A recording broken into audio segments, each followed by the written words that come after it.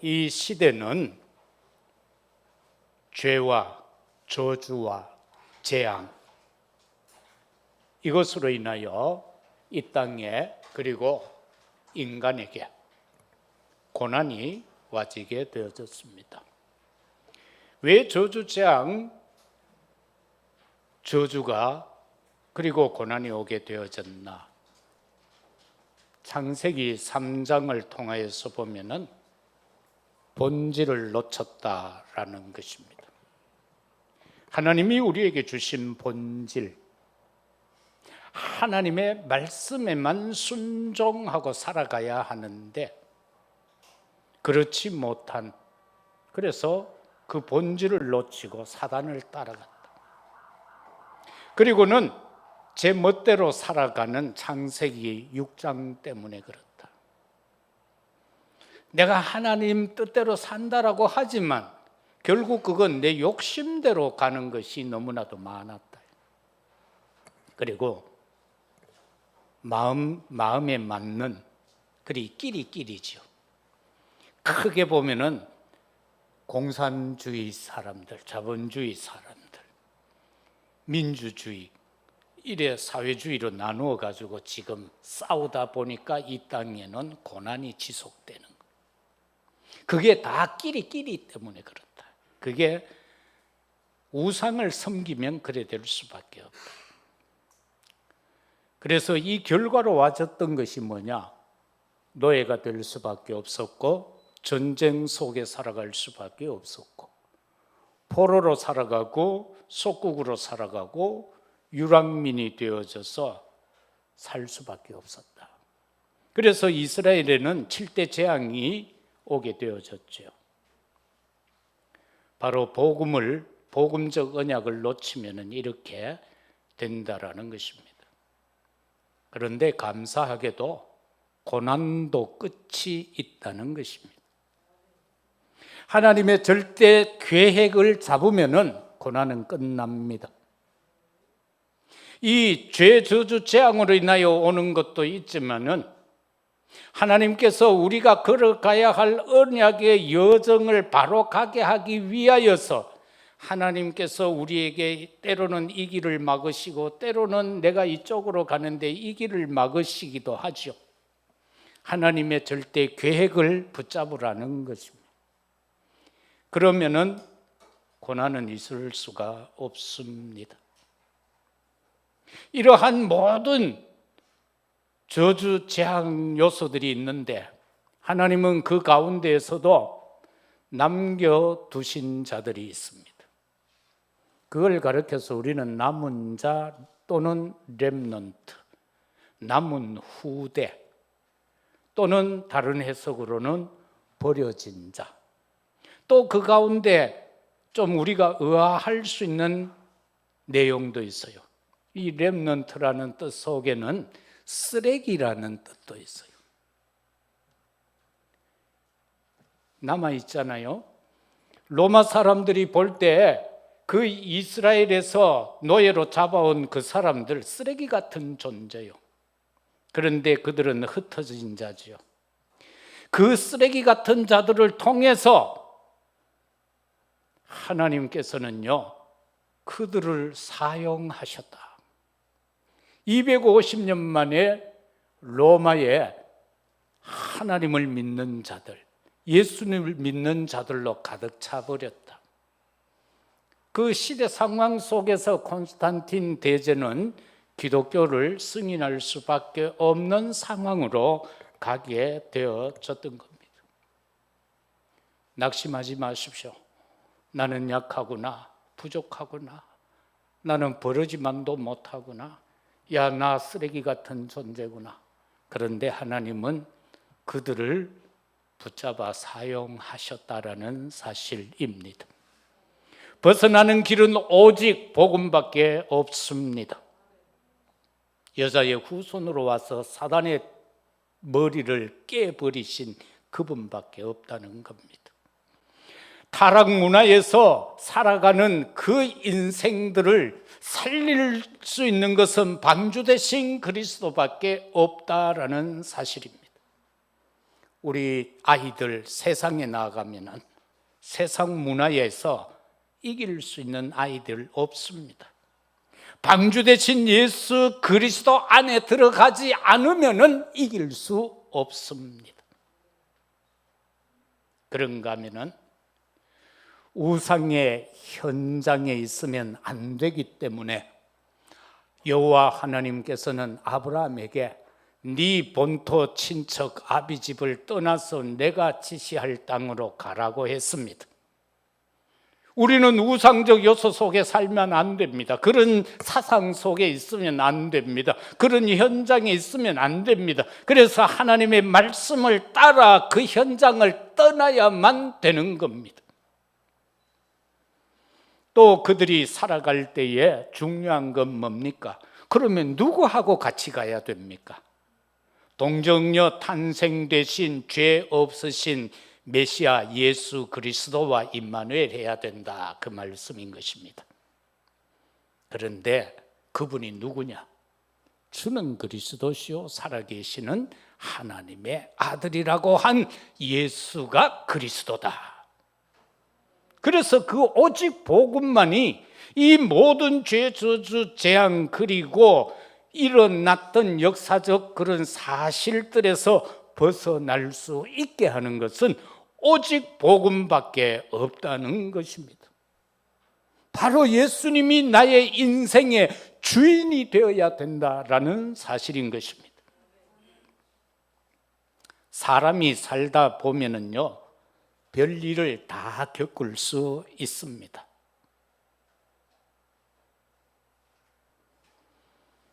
다 겪을 수 있습니다.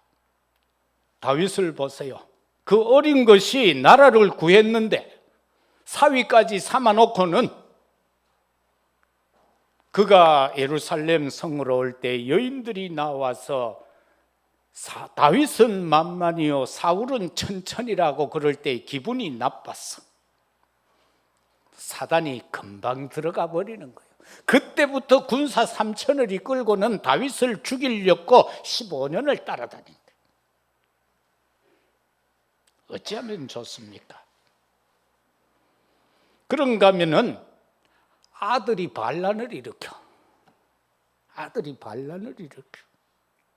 이거 탕자하고 비슷한 겁니다. 여기에서 아들이 반란을 일으킨 거나 어느 날 아들이 와서 아버지 내 몫으로 줄 유산 있죠? 그거 다 정리해 주세요 하는 거나 같은 맥락인 것입니다. 그런가 하면은 도망을 가는데 시므이라는 족장이, 이건 계속 다윗하고 다투던 족장이에요. 그 봐라, 내 그럴 줄 알았다. 네 아들이 반란을 일으켰지. 그래 도망가지. 야, 아이들 말로 꽃이다. 내 그럴 줄 알았다. 그러면서 막 돌멩이 던지고 쓰레기 같은 거 막 날리면서 티끌을 날리면서 막 저주하고 욕하잖아요. 그런데 그것도 그냥 두라고 하고 있다. 왜? 그게 이기는 길이기 때문에. 사단에게 잡힌 자와 다투면은 안 됩니다. 불신자와 다투면은 안 됩니다. 그들을 그냥 기도하고 축복하고 기다리세요. 우리는요, 성삼위 하나님의 능력만 붙잡아야 됩니다. 그리고 하나님의 절대 주권만 믿어야 합니다. 그러면은 고난을 이긴 은혜 받은 자의 삶은 어떻습니까? 첫째, 하나님의 은혜는 기다려야 된다. 요구하는 게 아닙니다. 은혜, 선물이니까 받는 거잖아요. 줘야 받는 게지 막 돌락해가 받는 건 선물이 아니잖아. 어떻게 기다리는가? 1절에 보면 내가 여호와를 기다리고 기다렸더니 귀를 기울이사 나의 부르짖음을 들으셨도다. 여기서 기다리고 기다렸다는 것은 기도했다는 것입니다. 하나님의 은혜를 우리가 누리기 위해서는 기도하고 기다려라. 불신앙의 유혹을 넘어서는 기도의 사람들이 되기를 주의 이름으로 축복합니다. 그냥 늘상 정시 기도하십시오. 그리고 뭔 일이 있으면은 깊은 기도하세요. 해결할 수 없는 일이라면은 24 기도 속으로 들어가세요. 그러면 은혜가 임합니다. 하나님의 은혜를 기다리면은 두 번째는 구원의 날입니다. 2절입니다. 나를 기가 막힐 웅덩이와 수렁에서 끌어올리시고 내 발을 반석 위에 두사 내 걸음을 견고하게 하셨도다. 다윗의 고백 아닙니까? 여러분, 기가 막힐 상황에 처해 보셨습니까? 다윗은 지금 기가 막힐 웅덩이와 수렁에서 자기를 끌어내줬다라고 고백하고 있습니다. 하나님은 우리의 삶 가운데서 우리가 때로는 기막힐, 때로는 그 웅덩이와 구덩이에 빠져 있을 때에 낙심하지 마십시오. 걱정하지 마십시오. 전능하신 하나님의 능력의 팔로 우리를 건져 주실 줄로 믿습니다. 다윗을 건져 주신 그 하나님, 나를 건져 주실 것입니다. 여기에서 건져주고 구원한다는 말은 난처한 자리에서 구원한다는 뜻이고 안전한 자리로 옮긴다라는 뜻입니다. 우리를요, 살다 보면 난처한 일에 빠지지요. 거기에서 구원해 주시겠대요. 거기에서 우리를 안전한 곳으로 옮겨주시겠다. 하나님의 약속입니다. 믿어야 합니다. 3절은 찬송하며 기다리라고 했습니다. 오늘 찬양대가 하나님 앞에 드렸던 것처럼 새 노래, 곧 우리 하나님께 올릴 찬송을 내 입에 두셨으니 많은 사람이 보고 두려워하여 여호와를 의지하리로다. 구원에 대한 감사의 찬송입니다. 구원의 새 노래를 부르자라는 사실인 것입니다. 구원의 새 노래. 4절 말씀에서 보면은요, 여호와를 의지하고 교만한 자와 거짓에 치우치는 자를 돌아보지 아니하는 자는 복이 있도다. 세상에요, 이런저런 것 볼 거 없습니다. 저 집은 잘 사는데 우리는 그런 것도 필요 없습니다. 저 집 아들은 서울대학 갔는데 우리 아들은 그거 생각할 것도 없습니다. 오로지 여호와만 의지하시기를 바랍니다. 패역한 자 두려워하지 마십시오. 그 패역한 존재를 존경하지도 마십시오. 우리가 세상을 살아가노라면은 우리의 앞서 이끄는 리더자가 있을 수도 있고, 때로는 회사에 나보다 높은 직급에 있는 사람들이 있을 수도 있습니다. 하나님을 알지 못하는 그들을 성경은 말하기를 불의한 세력이다. 그들에게 아첨하지 말라라고 하고 있습니다. 하나님의 자녀의 신분과 권세를 가지고 살아야지 세상의 리더자들에게 아첨하지 마라. 그게 여호와를 의지하는 것이다. 5절은 여호와 나의 하나님이여 주께서 행하신 기적이 많고 우리를 향하신 주의 생각도 많아 누구도 주와 견줄 수가 없나이다.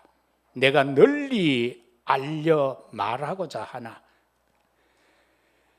너무 많아서 그 수를 셀 수가 없습니다.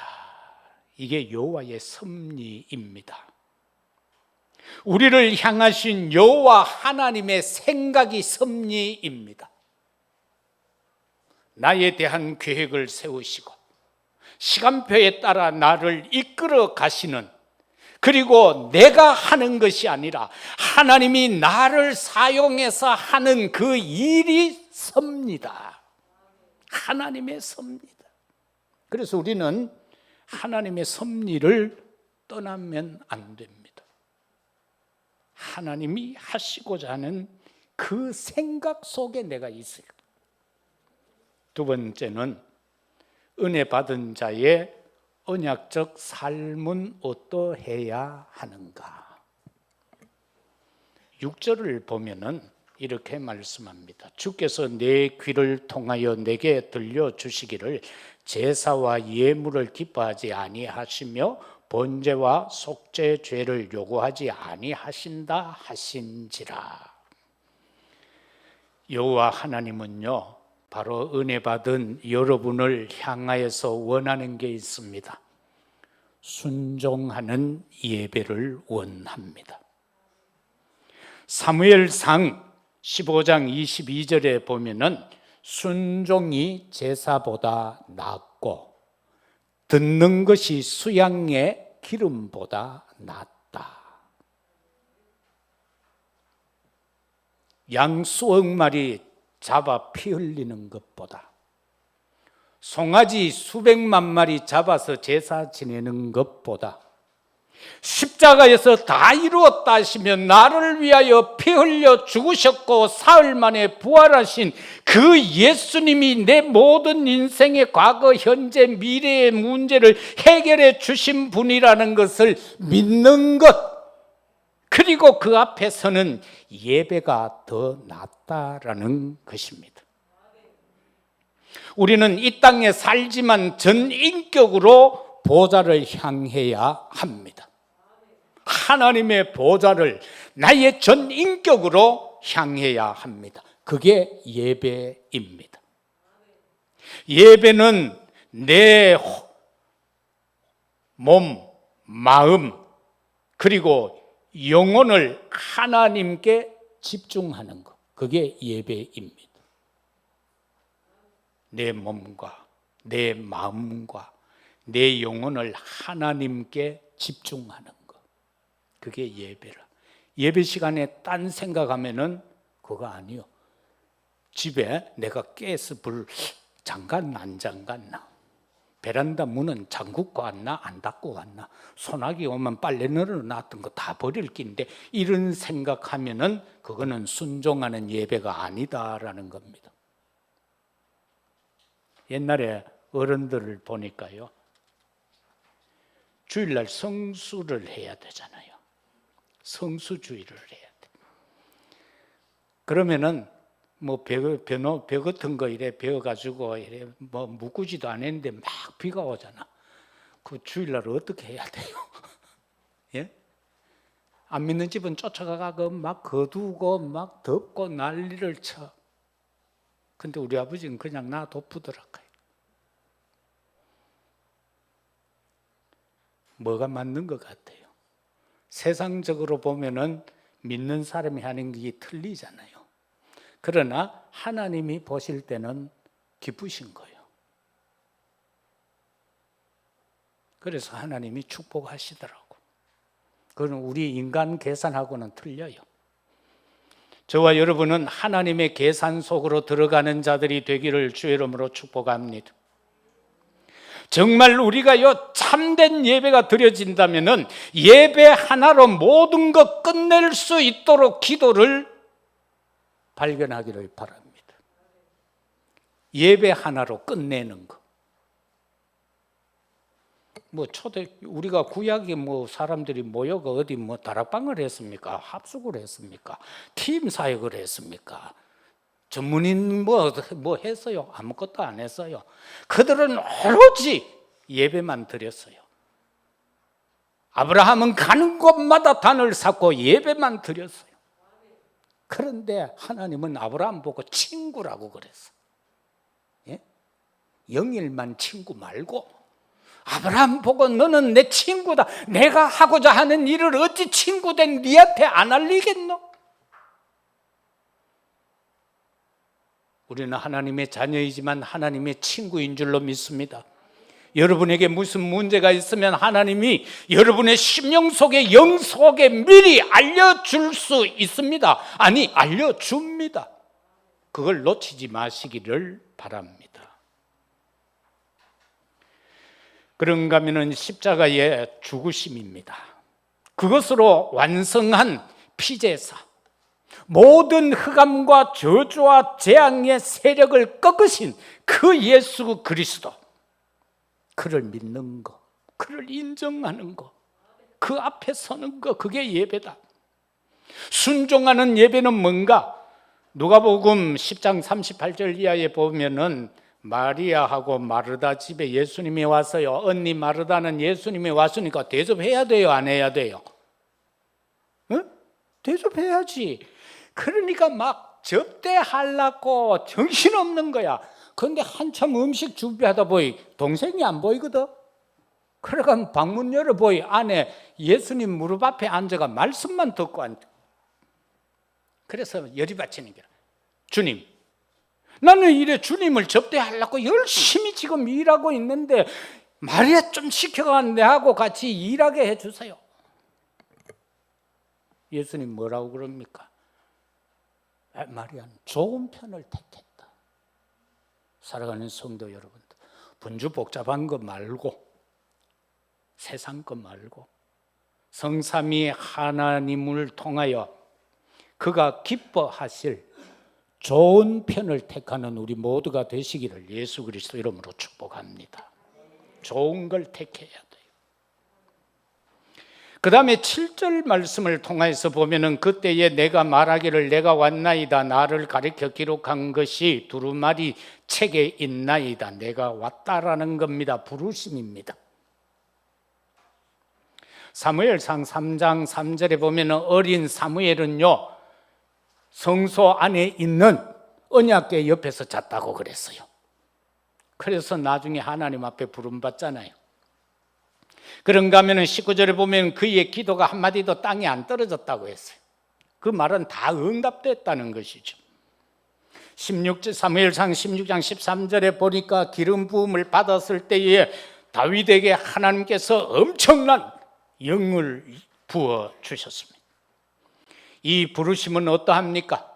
정말로 최고의 지식 가운데 내가 최고라고 자랑하면서 내 믿음이 최고야라고 하면서 초대교회 성도들을 잡아서 핍박하던 그 사울에게 지금 다메섹에 또 그 일을 하려고 대제사장들의 공문을 가지고 가고 있는 이 젊은 학자에게, 이 젊은 교권자에게 예수님은 그를 불러냅니다.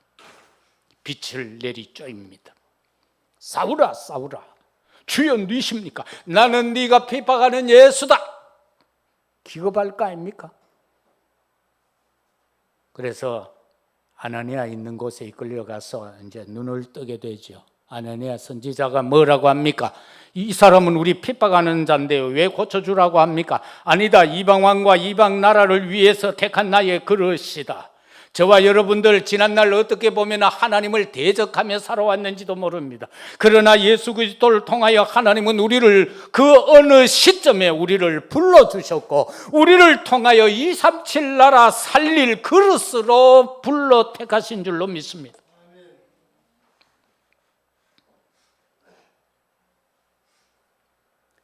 이 속에서 우리가 분명히 깨달아야 하는 것은 속죄의 죽음을 위해 오신 예수 그리스도를 붙잡아야 됩니다.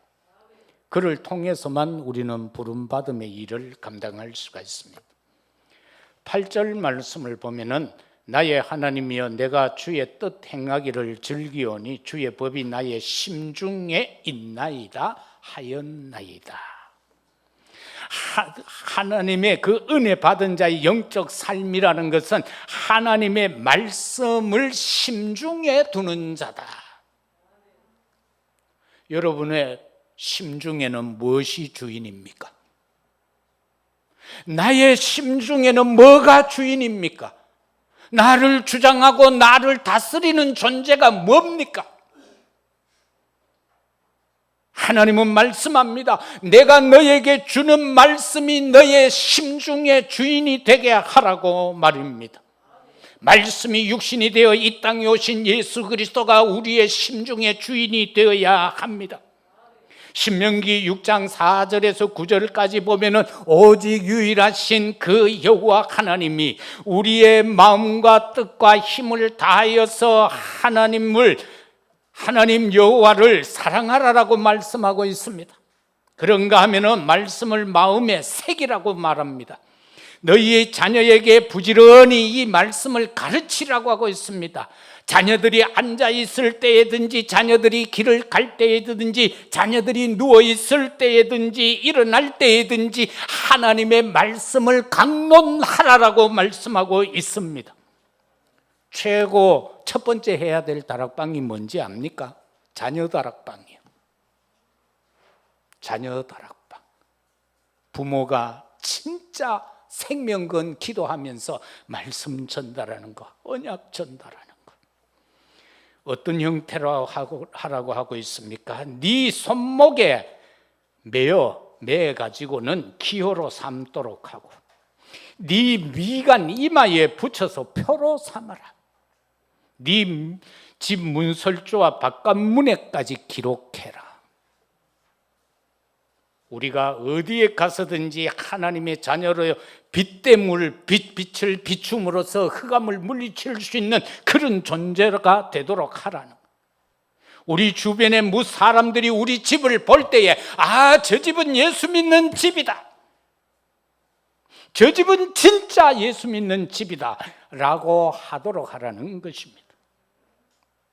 그래서 요한복음 6장 38절에 39절에 보면은 이 말씀을 어떻게 표현합니까? 말씀을 생명처럼 사랑하라라고 있습니다. 말씀을 생명처럼 사랑하라.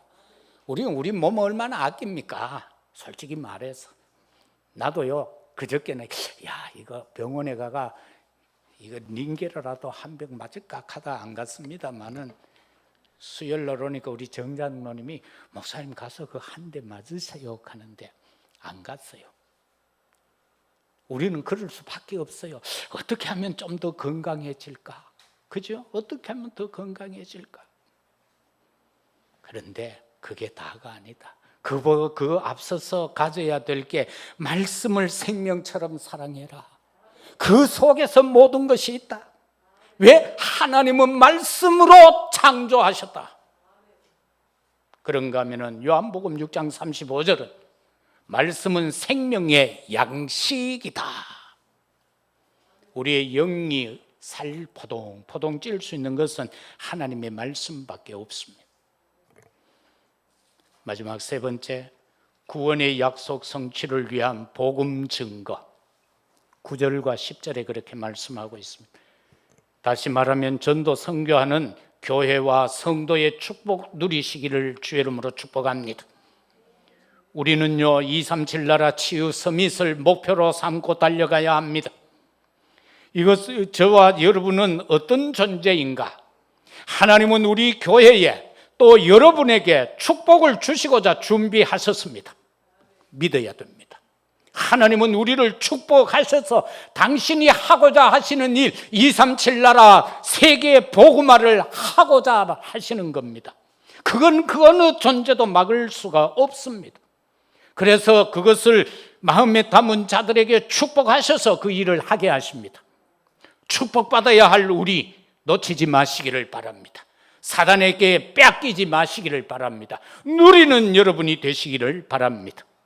이걸 우리에게 천명으로 주셔서요. 우리의 천명은 뭡니까? 영원한 언약 회복입니다. 사도행전 1장 1절에서 나오는 것과 똑같습니다. 바로 예수가 그리스도라는 겁니다. 그러면서 바울에게 이방을 위한 택한 그릇으로 한 거, 이거 천명입니다. 우리에게도 하나님은 천명을 주셨습니다. 각자에게 다 다를 것입니다. 그거 붙잡도록 하세요. 그거 찾아야 합니다. 그게 오직 복음입니다. 오직 복음 이외에는 아무것도 아니요. 그 다음에 소명입니다. 소명은 현장 회복입니다. 현장 회복을 위해서 예수님 부활하신 이후에 제자들을 감람산에서 또는 이곳저곳으로 다니면서 40일 동안 하나님의 나라에 대해서 말씀합니다. 세상의 마지막 때가 어떻게 되어질 것인가를 말씀합니다. 현장을 회복하라는 겁니다. 하나님의 나라가 임하도록 하라는 사실입니다. 그걸 대표적으로 행한 자들이 로마서 16장에 나오는 인물들이, 미션 붙잡은 그들이 바로 이 소명의 사람들인 것입니다. 그들에게는 어떤 환난과 핍박이 있어도 견딜 수 있었던 것은, 그것을 극복할 수 있었던 것은 오직 복음을 붙잡았기 때문이고 예수 그리스도가 그들에게 주인이 되었기 때문입니다. 여러분이 여러분의 직장에서 사업에서 참 성공자가 되고자 한다면 예수님이 주인이 되어야 합니다. 여러분의 직장에 예수님이 주인이 되어야 합니다.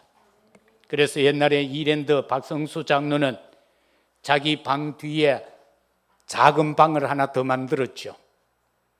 그리고는 책상을 하나 놓고 판을 하나 놓고 방석을 하나 놓고 성경책 하나 놓고 거기에서 출근해서 기도하고 퇴근할 때 기도하는 방. 내 회사의 주인은 하나님이십니다. 내 회사의 주인은 그리스도입니다. 그걸 붙들고 기도하는데 누가 그렇게 그걸 막을 자가 누가 있어요? 오파라가 재벌된다는 거 그거 쉬운 거 아니잖아요. 우방랜드까지 먹었어. 그거 쉬운 것 아니에요. 그런가 하면 마지막 사명입니다. 사명은 뭡니까? 우리의 사명은 237 나라 곧 세계 복음 아닙니까? 오직 성령이 너희에게 임하면 너희 권능받고 예루살렘 유대 사마리아 땅 끝까지 이르러 내 증인이 되리라. 바울이 깨달았던 것은 내가 로마에서 증거하였던 것처럼 로마에 가서 예루살렘에서 증거하였던 것처럼 로마에서도 증거해야 되겠다. 내가 저 로마도 보아야 되겠다. 가이사 앞에 서야 되겠다. 오직 전도인 겁니다. 내가 돈 벌어서 내가 성공해서 할 일이 뭡니까? 사실 보니까요, 이 전도 선교라는 게 하나님이 주시는 축복이 없으면 참 힘들어요. 그저께도 목사님들 모여서 이렇게 대화 나누는 중에 지금 전국적으로 교회가 줄고 있대요. 우리 다락방도 마찬가지. 그래서 우리의 결론이 뭐였는가? 우리 지난 날과 지금 우리를 한번 살펴보자. 지난 날 같으면 우리가 지금 이 장소에 안 있고 지금 어딘가 골목에 가서 헤매고 있을 것이다. 지난 날 같았으면 우리는 어떻게 해서라도 밤잠을 안 자고 다락방하러 다녔을 것이고 복음 전하러 다녔을 것이다. 대학을 휘젓고 다니고 있었을 것이다. 그런데 지금 우리는 뭐냐? 전도가 안 되고 있다. 복음하는 우리까지도 지금 정체되어져 있는데 한국교회 이런 거 뻔하지 않느냐.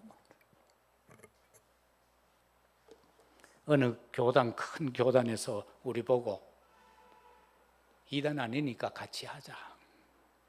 그런데 한 가지 부탁이 있다. 렘넌트라는 단어만 좀 안 쓰면 어떻겠나. 그래서 유 목사님이 지금 24시 기도하고 있어요. 성경에 분명히 렘넌트가 있는데 그걸 왜 이상한 데서 섣불어서 그래서 그걸 자꾸 그러는 거예요. 남은 자. 누가 그걸 해서요? 여호와 증인들이 남았다. 몇 명? 14만 뭐지요? 14만 명이가 뭐고 그 사람들이 주장하는 거. 남은 자. 그것을 사용했으니까 사용 안 하면 어떻겠느냐. 막 이 김기도이가 귀신 쫓아내지요. 베레야. 그렇다고 우리 귀신 이야기 안 해야 됩니까? 성경은 분명히 기록이 되어 있고 내쫓아야 되는 건데. 그런데 그 사람이 사용하면서 잘못 사용했을 뿐인데 그거 우리가 말하면 이상합니까? 사단 마귀 이야기를 자꾸 하면 잘못된 겁니까? 아니잖아요. 렘넌트는 분명히 그루터기는 분명히 기록이 되어져 있고 남은 자는 분명히 기록되어져 있고 흩어진 자를 통해서 하나님은 분명히 역사했는데 그 단어 안 쓰면 어떻겠느냐. 그럼 같이 가겠다는 거예요. 자, 이게 오늘날 우리 한국 교회의 현실입니다. 여러분, 우리의 사명은 오직 전도를 통해서 잃어버렸던 세 가지 뜰 회복하는 겁니다. 이방인의 뜰, 다민족들이 마음껏 있을 수 있는 그런 뜰, 기도의 뜰, 렘넌트의 뜰. 더 나아가서 TCK들이, 우리 동네도 TCK들이 많아요. 막 중국하고 이런 데서 시집 온 사람들이 많아가지고요, TCK들이 많아요. 그것도 우리의 기도 제목이 되어져야 돼요. 그래서 누군가가 나는 그거 살려야 되겠다라고 발벗고 나설 수 있는 사람이 나와야 돼요. 말씀 맺겠습니다. 복음으로 치유하는 것이 답입니다. 상처를 치유해 줘야 됩니다. 갈등을 넘어서게 해 주어야 됩니다. 하나님의 은혜를 확신하도록 해야 합니다. 한 주간 고난을 이긴 은혜 받은 자의 삶을 통하여서 하나님께 영광을 돌리고 승리하는 우리 모두가 되시기를 예수 그리스도 이름으로 축복합니다. 아버지 하나님 감사합니다. 구원받은 우리임에도 불구하고 고난의 연속입니다. 오직 복음이 덜 되어서 예수님이 완전한 주인이 되지 못해서 주님 용서하옵소서. 정말로 예수님이, 성삼위 하나님이 우리의 주인이 되시옵소서. 우리의 삶 속에서 오직 복음만 되게 하옵소서. 하나님이여 우리를 긍휼히 여겨주시고 불쌍히 여겨주시고 역사하시고 동행하옵소서. 구주 예수 그리스도 이름으로 기도드리옵나이다. 아멘. 384장 찬양 드립니다. 380